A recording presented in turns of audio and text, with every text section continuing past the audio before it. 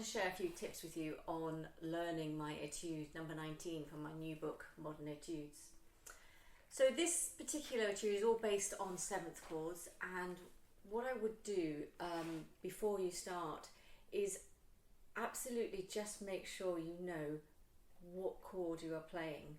Now I know that sounds obvious, but as harp players I think it's very easy to put your fingers on the notes and not really understand what you are playing. And depending on what level of player you're at, you could make sure that you know whether it's a major 7th or minor 7th, or but I think the very least that you need to do is actually just make sure you know what is the root note of each chord that you're putting your fingers on. Very often there's going to be inversions of that chord. So just making sure that you really understand what is the root note for each group of 4 notes, I think is really key for this particular etude.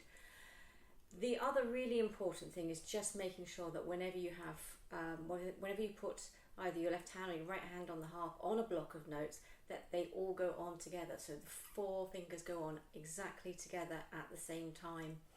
There are a few occasions where I've written some square brackets, and they are there for a very specific reason, and I just want to draw your attention to some square brackets that are written for groupings in bars 15 and 16 in the left hand. So I've got 3, 2, 1 with a square bracket on, so it's just making sure that that is on at the very start before you play, and then you grab the chord. Likewise, in the next bar there is another bracket on the A and the B and then the C into bar 17. And I think that is one that might not be immediately obvious when you first come to look at it, but I think that if you just make sure you've got 3, 2, 1, A, B, C on, that's going to make all of that much easier to be able to play.